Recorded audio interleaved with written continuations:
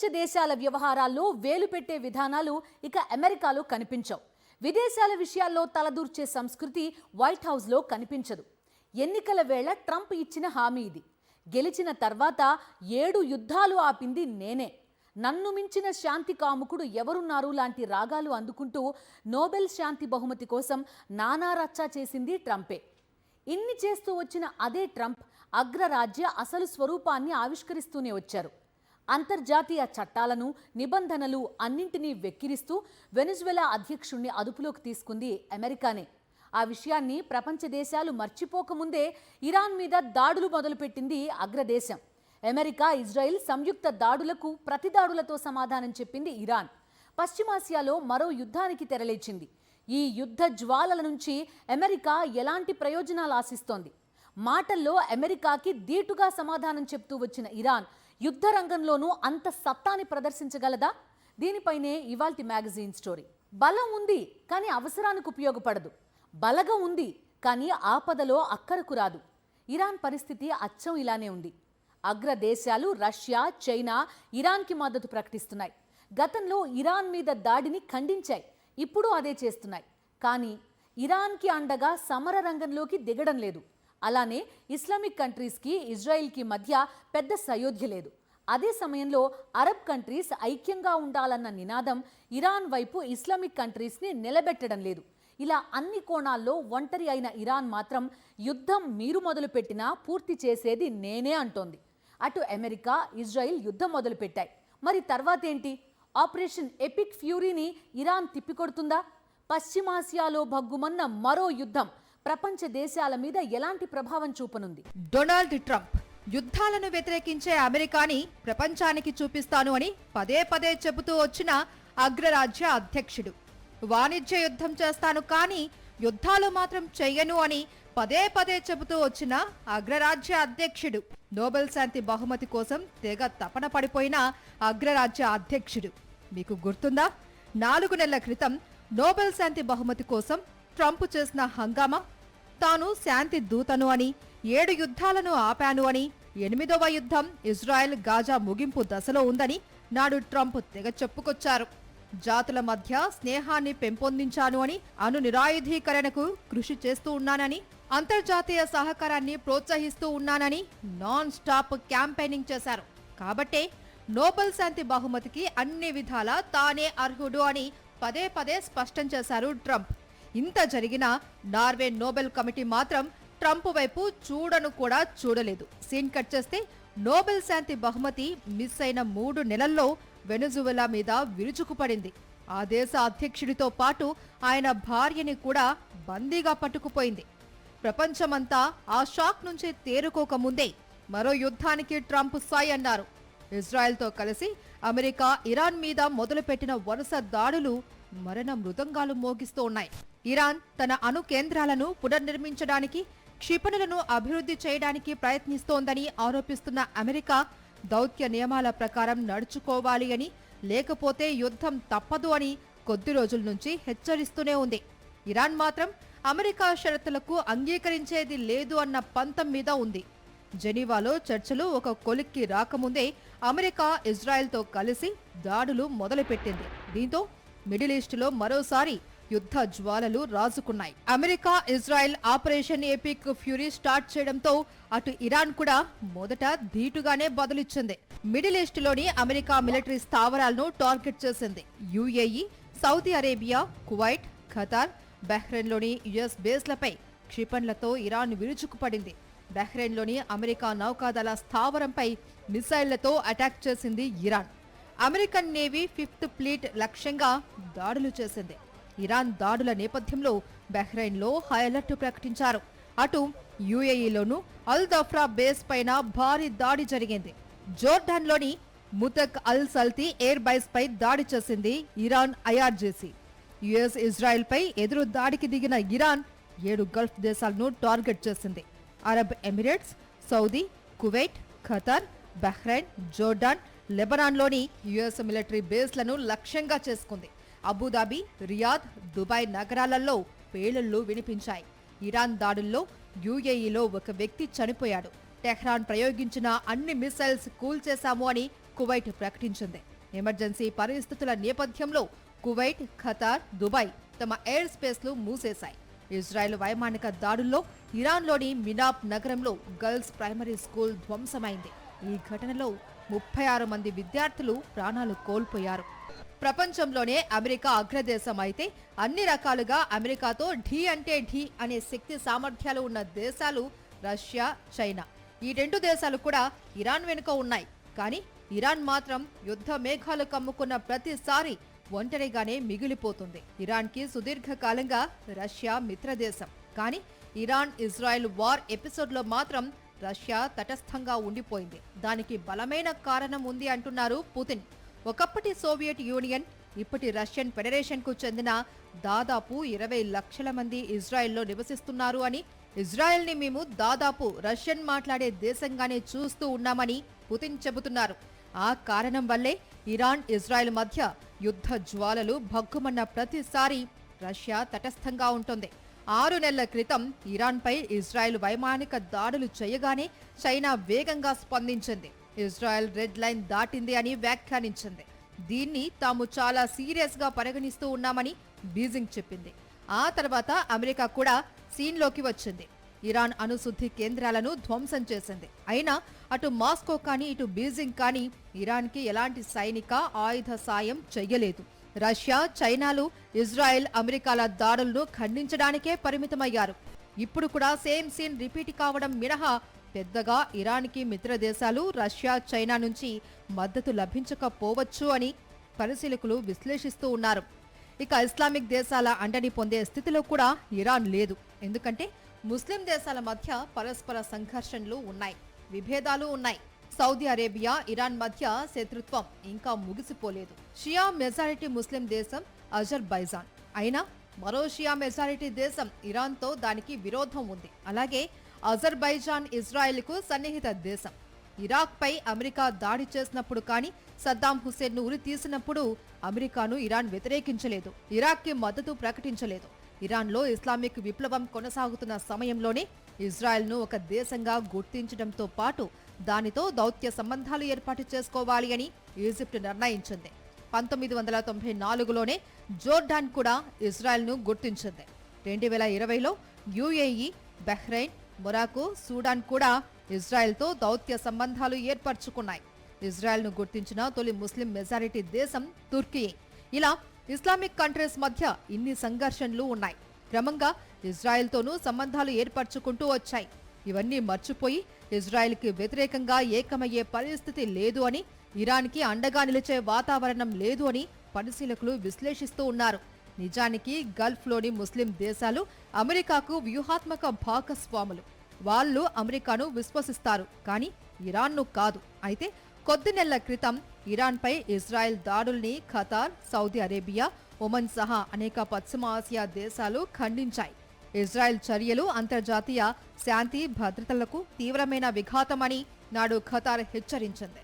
ఈ దాడులు అంతర్జాతీయ చట్టాల ఉల్లంఘనకు నిదర్శనమని సౌదీ అరేబియా ప్రకటించింది. అయితే ఇప్పుడు ఆ పరిస్థితి కూడా లేదనే చెప్పాలి. ఎందుకంటే అరబ్ దేశాల్లోని అమెరికా బేస్లపై ఇరాన్ క్షిపణి దాడులు చేస్తోంది. అమెరికా మీద క్షిపణి దాడులు చేసేంత శక్తి ఇరాన్కి లేదు. అందుకే ఇజ్రాయెల్తో పాటు అరబ్ దేశాల్లోని అమెరికా వార్ బేస్లపై ఇరాన్ దాడులు చేస్తోంది. దీంతో అరబ్ దేశాలు ఇరాన్కి మరింత దూరం అవుతున్నాయి. అటు మిత్ర దేశాలు రష్యా, చైనా అండ లభించే పరిస్థితి లేదు. ఇటు ముస్లిం దేశాల మద్దతు లేదు. దీంతో ఒంటరిగానే అమెరికా, ఇజ్రాయెల్తో ఇరాన్ పోరాటం చేయవలసి ఉంది. అయితే అమెరికా మీద దాడులు చెయ్యలేని స్థితిలో ఇజ్రాయెల్, అరబ్ దేశాల మీదే ఇరాన్ యుద్ధాన్ని తీవ్రతరం చేయనుంది. ఈ పరిణామాల నేపథ్యంలో మిడిల్ ఈస్ట్లో మరిన్ని యుద్ధ జ్వాలలు రాజుకోవడం ఖాయమని అంతర్జాతీయ యుద్ధ నిపుణులు విశ్లేషిస్తున్నారు. మిడిల్ ఈస్ట్లో యుద్ధ మేఘాలు కమ్ముకునే దేశాలేవి అనగానే టక్కున గుర్తొచ్చే పేర్లు ఇరాన్, ఇజ్రాయెల్. ఈ రెండింటి మధ్య దశాబ్దాలుగా యుద్ధ మేఘాలు కమ్ముకునే ఉన్నాయి. అయితే రెండు దేశాలు కూడా యుద్ధానికి తెగబడేదాకా తమ మధ్య ఉద్రిక్తతలను తీసుకుపోలేదు. 2024లో ఇరాన్ అధ్యక్షుడు ఇబ్రహీం రైసీ హెలికాప్టర్ ప్రమాదంలో మరణించడంతో ఇజ్రాయెల్ వైపు వేలు చూపించింది ఇరాన్. నాడే ఇజ్రాయెల్ మీద ఇరాన్ యుద్ధానికి దిగుతుందని అంతా భావించారు. అప్పుడు ఏం జరగలేదు. ఆ తర్వాత అమెరికా ఇరాన్ అణు కేంద్రాలపై దాడి చేసిన సమయంలోనూ రెండు దేశాల మధ్య యుద్ధ మేఘాలు కమ్మేశాయి. అయితే ఈసారి మాత్రం దశాబ్దాల యుద్ధ మేఘాలను చీల్చుకుంటూ యుద్ధం మొదలైంది. మరోవైపు ఇండియా అటు ఇరాన్తోనూ ఇటు ఇజ్రాయిల్తోనూ వ్యూహాత్మక సమతుల్య సంబంధాలను కొనసాగిస్తున్న కొంతకాలంగా ఇజ్రాయిల్ వైపే మొగ్గు చూపుతోంది.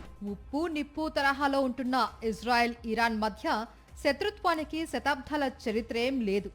నిజానికి ఇజ్రాయెల్ ఇరాన్ సంబంధాలు 1979 వరకు స్నేహపూర్వకంగానే ఉన్నాయి. అప్పట్లో టెహ్రాన్లో అధికారం Islamic revolution of the Ayatollah గుప్పెట్లో ఉండేది. పాలస్తీనా విభజనను ఇరాన్ వ్యతిరేకించిన ఈజిప్ట్ తర్వాత ఇజ్రాయెల్ని గుర్తించిన రెండో దేశం ఇరానే. ఆ సమయంలో ఇరాన్ రాచరిక పాలనలో ఉండేది. పహ్లావి రాజవంశానికి చెందిన షాలు పరిపాలిస్తుండేవారు. మధ్య ప్రాచ్యంలో ఇటు ఇరాన్ అటు ఇజ్రాయెల్ అమెరికా మిత్రులుగా ఉండేవారు. కానీ 1979లో ఇరాన్లో పరిస్థితులు మారిపోయాయి. ఇరాన్ విప్లవ నాయకుడు రుహుల్లా ఖొమైనీ షాపై తిరుగుబాటు చేసి ఇరాన్ను ఇస్లామిక్ రిపబ్లిక్గా ప్రకటించారు. అమెరికా దాని మిత్రదేశమైన ఇజ్రాయెల్ సామ్రాజ్యవాదాన్ని ఎదుర్కోవడమే తమ లక్ష్యమని ప్రకటించారు. ఖొమైనీ సారథ్యంలోని కొత్త ప్రభుత్వం ఇజ్రాయెల్తో సంబంధాలను తెంపుకుంది. ఇజ్రాయెల్ పౌరుల పాస్పోర్టులను గుర్తించడం మానేసింది. టెహ్రాన్లోని ఇజ్రాయెలీ దౌత్య కార్యాలయాన్ని సీజ్ చేసి దానిని ఇజ్రాయెల్ ప్రభుత్వానికి వ్యతిరేకంగా ప్రత్యేక పాలస్తీనా దేశం ఏర్పాటుకు పోరాడుతున్న పాలస్తీనా లిబరేషన్ ఆర్గనైజేషన్కి అప్పగించింది. 1980 దశకంలో ఇరాన్ ఇరాక్ మధ్య యుద్ధం మొదలైంది. ఆ సమయంలో అమెరికా ఇరాన్ కంట్రా పేరుతో ఇరాన్కి రహస్యంగా ఆయుధాలు అందించింది.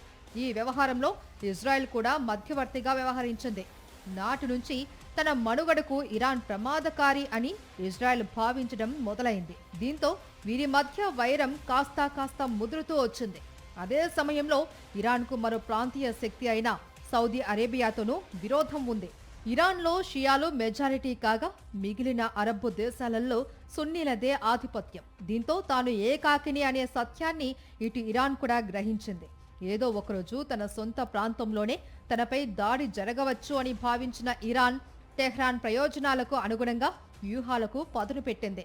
ఆ క్రమంలో పుట్టుకొచ్చిందే హిజ్బుల్లా. ఈ సంస్థని అమెరికా, యూరోపియన్ యూనియన్ తీవ్రవాద సంస్థగా ప్రకటించాయి. అలానే హౌతీస్, హమాస్ కూడా ఇరాన్ అండదండలతో ఎదిగిన వారే. అయితే హమాస్ని ఇజ్రాయెల్ చావు దెబ్బతీసింది. అదే సమయంలో బలహీన పడినప్పటికీ హిజ్బుల్లా, హౌతీ గ్రూప్స్ ఇరాన్కి మద్దతుగా ఏ స్థాయిలో అలజడి రేపుతున్నాయి అన్నది చర్చనీయాంశంగా మారింది. అమెరికా, ఇజ్రాయెల్ ఇరాన్ మీద దాడులకు దిగడం, ఇరాన్ కూడా ధీటుగా స్పందించడంతో పశ్చిమ ఆసియాలో మరో యుద్ధం మొదలైంది. ఈ నేపథ్యంలో భారత్ ఎటువైపు ఉంటుంది? భారత్ వైఖరి ఏంటి? యుద్ధం ముదిరితే భారత్కి ఎదురయ్యే సవాళ్లేంటి? ఇలా అనేక ప్రశ్నలు తమ ఉనికిని బలంగా చాటుకుంటున్నాయి. భారత్, ఇరాన్ 1947 ఆగస్టు వరకు 905 కిలోమీటర్ల పొడవైన సరిహద్దును పంచుకున్నాయి. దేశ విభజన తర్వాత ఈ సరిహద్దు పాకిస్తాన్, ఇరాన్ మధ్య ఉంది. అయితే భాష, సంస్కృతి, సంప్రదాయాల పరంగా భారత్, ఇరాన్ మధ్య బలమైన సంబంధాలు ఉన్నాయి. నిజానికి ఇరాన్ భారత విదేశాంగ విధానానికి ఒక సవాల్ లాంటిదే. ఎందుకంటే వాణిజ్యపరంగా పాకిస్తాన్తో సంబంధం లేకుండా ఆసియా, ఆఫ్ఘనిస్తాన్ చేరుకోవడానికి ఇరాన్ చాలా ముఖ్యం. కానీ పర్షియన్ గల్ఫ్ దగ్గరికి వచ్చేసరికి ఆ ప్రాంతంలోని ఏ దేశం కూడా ఇరాన్తో స్నేహంగా లేదు.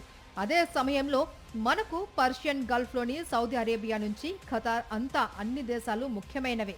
అసలు ఆ మాటకొస్తే ఇరాన్తో యుద్ధం చేస్తున్న ఇజ్రాయెల్ మనకు మిత్రదేశం.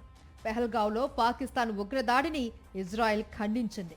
ఇప్పటికీ ఇజ్రాయెల్ని పాకిస్తాన్ ఒక దేశంగా గుర్తించడం లేదు. ఇజ్రాయెల్తో భారత ద్వైపాక్షిక సంబంధం చాలా ముఖ్యమైనది.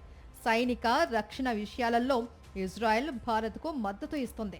తాజాగా మోదీ ఇజ్రాయెల్ పర్యటనలో తెర మీదికి కొత్త కూటమి వచ్చింది. ప్రపంచ రాజకీయాలను శాసించే షడ్భుజీ కూటమి ఏర్పాటు చేస్తున్నామని, అందులో భారత్ అత్యంత కీలక పాత్ర పోషిస్తోంది అని ఇజ్రాయెల్ ప్రధాని బెంజమిన్ నెతన్యాహు ప్రకటించారు. దీన్ని పాకిస్తాన్ తీవ్రంగా ఖండించింది. ఇలా అనేక కోణాలలో ఇజ్రాయెల్కి భారత్ మరింత దగ్గర అవుతుంది. మరోవైపు ఈ మధ్య కాలంలో భారత్, ఇరాన్ మధ్య సంబంధాలలో ప్రధానంగా చర్చించుకోవాల్సిన అంశాలేవీ లేవంటున్నారు పరిశీలకులు. మనం ఇరాన్ నుంచి చమురు లేదా గ్యాస్ కొనడం లేదు. సంయుక్తంగా చేపట్టిన కార్యకలాపాలు కూడా లేవు. చాబహార్లో ఎలాంటి పురోగతి లేదు. అయినా సరే ఇజ్రాయెల్, ఇరాన్తో సంబంధాలు భారత్కు ఇప్పటికీ కీలకమైనవి. ఈ రెండు దేశాల యుద్ధాన్ని భారత్ వ్యతిరేకిస్తుంది. ఇజ్రాయెల్, ఇరాన్తో విదేశీ సంబంధాలలో ఇప్పటి వరకు మనం సమతుల్యత పాటిస్తూనే వస్తున్నాం. Israel versus Hamas, Israel versus Hezbollah, Israel versus Houthi, ఇలా అన్ని మిలిటెంట్ గ్రూప్స్ ఇజ్రాయెల్ని టార్గెట్ చేస్తూనే వచ్చాయి. అయితే హమాస్ని దాదాపు అణచివేసింది ఇజ్రాయెల్. ఇక హెజ్బుల్లా, హౌతీలని అమెరికా బలహీనపరిచింది. అమెరికా, ఇరాన్ మధ్య యుద్ధం గురించి ప్రస్తావిస్తూ ఈ మిలిటెంట్ గ్రూప్స్ ప్రస్తావన ఎందుకంటే ఇవన్నీ ఇరాన్కి ఫుల్ సపోర్ట్ కాబట్టి. ఇరాన్కి ప్రమాదం అనగానే ఈ మిలిటెంట్ గ్రూప్స్ వైలెంట్గా రియాక్ట్ అయ్యేవి. హౌతీస్ అయితే రెడ్ సీ కేంద్రంగా వాణిజ్య నౌకలను టార్గెట్ చేస్తూ ప్రపంచ దేశాలని భయపెట్టేవాళ్ళు.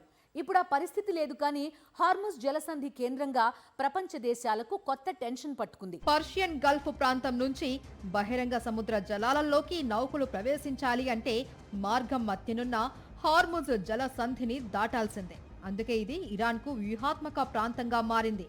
హార్ముజ్ జలసంధికి ఓవైపున ఇరాన్, మరోవైపున ఒమన్, యుఏఈ దేశాలు ఉన్నాయి. ప్రతిరోజు ప్రపంచవ్యాప్తంగా జరిగే ముడి చమురు సప్లైలో 20% హార్ముజ్ జలసంధి మీదుగానే వెళ్తూ ఉంటుంది. ప్రతిరోజు భారత్కు వచ్చే 5.5 మిలియన్ బ్యారెళ్ల ముడి చమురులో దాదాపు 2 మిలియన్ బ్యారెళ్లు హార్ముజ్ జలసంధి మీదుగా వస్తుంది. భారత్కు చెందిన 40% ముడి చమురు దిగుమతులు, 54% లిక్విఫైడ్ సహజ వాయువు దిగుమతులు హార్ముజ్ మీదుగానే వస్తూ ఉంటాయి. అయినా హార్ముజ్ జలసంధిని ఇరాన్ మూసివేయడంతో భారత్పై వెంటనే ఎఫెక్ట్ పడదు. కానీ కొన్ని సమస్యలనైతే మనం ఫేస్ చేయక తప్పదు. చమురు అవసరాల కోసం భారత్ 90% మేర దిగుమతులపైనే ఆధారపడుతుంది. దేశానికి అవసరమైన సహజ వాయువులో దాదాపు సగం విదేశాల నుంచే వస్తుంది. విదేశాల నుంచి భారత్కు చేరే ముడి చమురును ఆయిల్ రిఫైనరీల్లో ప్రాసెసింగ్ చేసి పెట్రోల్, డీజిల్గా మారుస్తారు. విద్యుత్ ఉత్పత్తి, ఎరువుల తయారీ, వాహనాల సిఎన్జి, వంట అవసరాల పైప్డ్ సిఎన్జి కోసం సహజ వాయువునే ఉపయోగిస్తారు. ప్రపంచంలోనే అత్యధిక చమురు నిల్వలు కలిగిన సౌదీ అరేబియా, ఇరాక్, యుఏఈ, కువైట్లకు చెందిన ఆయిల్ నౌకలు హార్ముజ్ జలసంధి మీదుగానే రాకపోకలు సాగిస్తూ ఉంటాయి. ఈ 4 దేశాలు అమెరికాతో సన్నిహిత సంబంధాలను కలిగి ఉంటాయి. అందుకే హార్ముజ్ జలసంధిని మూసివేసి వీటిపై ఇరాన్ ప్రతీకార చర్యలకు దిగొచ్చు. అదే జరిగితే ముడి చమురు ధరలు బాగా పెరగొచ్చు అని నిపుణులు చెబుతున్నారు. క్లుప్తంగా చెప్పాలి అంటే హార్ముజ్ జలసంధిని ఇరాన్ మూసివేయడంతో భారత్కి ముడి చమురు ధరల రూపంలో సమస్యలు ఉంటాయి తప్ప ముడి చమురు కొరతతో కటకటలాడే పరిస్థితి రాదు. అయితే ఇక్కడ గమనించవలసిన విషయం ఏంటంటే ఇరాన్ ఇరాక్ వార్ నుంచి మొదలు పెడితే 2018లో అణు ఒప్పందం నుంచి అమెరికా ఉపసంహరణ దాకా ఎన్నో కఠినమైన సమయాలలో కూడా హార్ముజ్ జలసంధి మూసివేస్తాము అని ఇరాన్ హెచ్చరించిందే తప్ప ఆ పని చెయ్యలేదు. ముడి చమురు, సహజ వాయువు దిగుమతుల కోసం భారత్ ఏదో ఒక్క దేశంపైనే ఆధారపడడం లేదు. అరబ్ దేశాలతో పాటు అమెరికా, బ్రెజిల్, ఆస్ట్రేలియా నుంచి కూడా భారత్ ముడి చమురు, సహజ వాయువులను దిగుమతి చేసుకుంటుంది. ట్రంప్ ఆంక్షల నేపథ్యంలో రష్యా నుంచి ఇప్పుడు భారత్ ముడి చమురు దిగుమతి బాగా తగ్గించింది. భారత్కు అందుతున్న ఎల్ఎన్జీలో ఎక్కువ భాగం ఖతర్దే. ఆస్ట్రేలియా, అమెరికా నుంచి కూడా మనకు ఎల్ఎన్జీ సప్లై అవుతుంది. అయితే ఈ దేశాల నౌకలు ఇంధన వనరుల రవాణా కోసం హార్ముజ్ జలసంధి మీదుగా రాకపోకలు సాగించవు. అవి రాకపోకలు సాగించే మార్గాలలో ఆటంకాలేమీ లేవు. అందువల్ల హార్ముజ్ మూత పడినా అమెరికా, బ్రెజిల్, ఆస్ట్రేలియా నుంచి నాన్ స్టాప్ గా భారత్కు ఇంధన వనరులు సప్లై కొనసాగుతుంది. ఖతర్ కూడా హార్ముజ్ జలసంధిని వినియోగించడం లేదు. దీంతో ఇరాన్ హార్ముజ్ జలసంధిని మూసివేసినా భారత్కు తీవ్రమైన సమస్యలైతే ఎదురు కావు. అదే సమయంలో ఎర్ర సముద్రం కేంద్రంగా హౌతీస్ ఎలాంటి సమస్యలు సృష్టిస్తారు అన్న ఆందోళన ప్రపంచ దేశాలను వెంటాడుతుంది. మరోవైపు ఈ యుద్ధం తీవ్రతరం అయితే ఇరాన్ తమపై కూడా తీవ్రంగా దాడులు చేయవచ్చు అన్న ఆందోళనలో ఉన్న అరబ్ దేశాలు ఆ దాడులను ఎదుర్కోవడానికి సన్నద్ధమవుతున్నాయి. ఇది ఇవాల్టి మ్యాగజైన్ స్టోరీ. మరో ఇంట్రెస్టింగ్ టాపిక్ తో మళ్ళీ కలుద్దాం. అంతవరకు స్టే ట్యూన్డ్.